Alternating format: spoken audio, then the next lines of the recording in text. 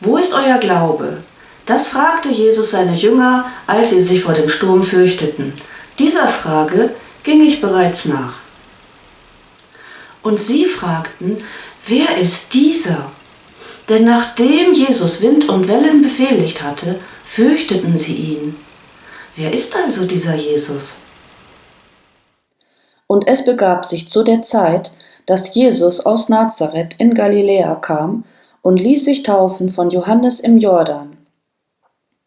Und alsbald, als er aus dem Wasser stieg, sah er, dass sich der Himmel auftat und der Geist wie eine Taube herabkam auf ihn.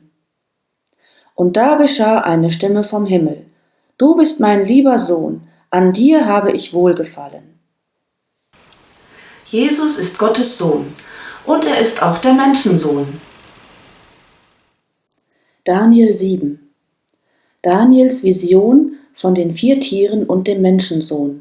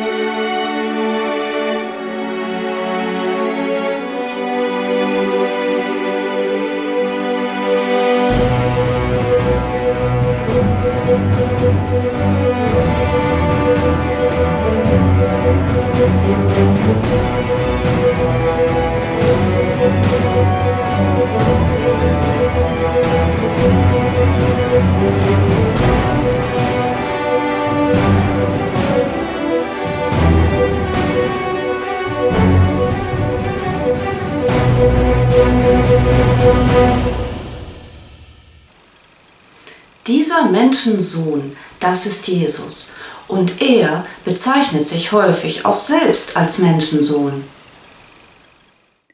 Damit ihr aber wisst, dass der Menschensohn Macht hat, auf Erden Sünden zu vergeben, sprach er zu dem Gelähmten: Steh auf, hebe dein Bett auf und geh heim.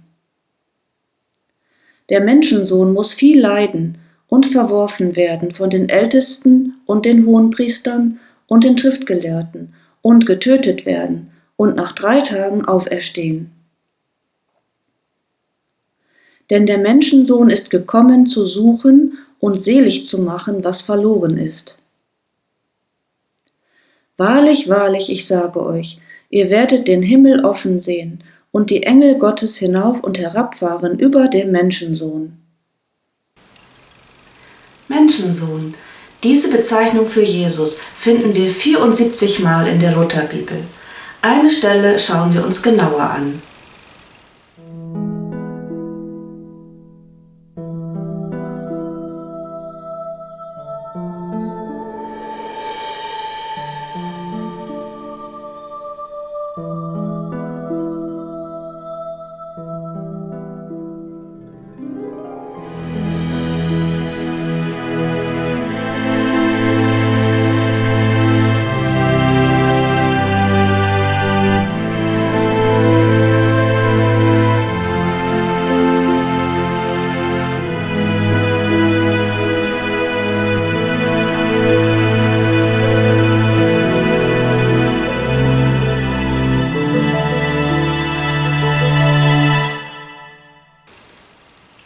Wer ist dieser? Fragten die Jünger, nachdem Jesus Wind und Wellen befehligt hatte.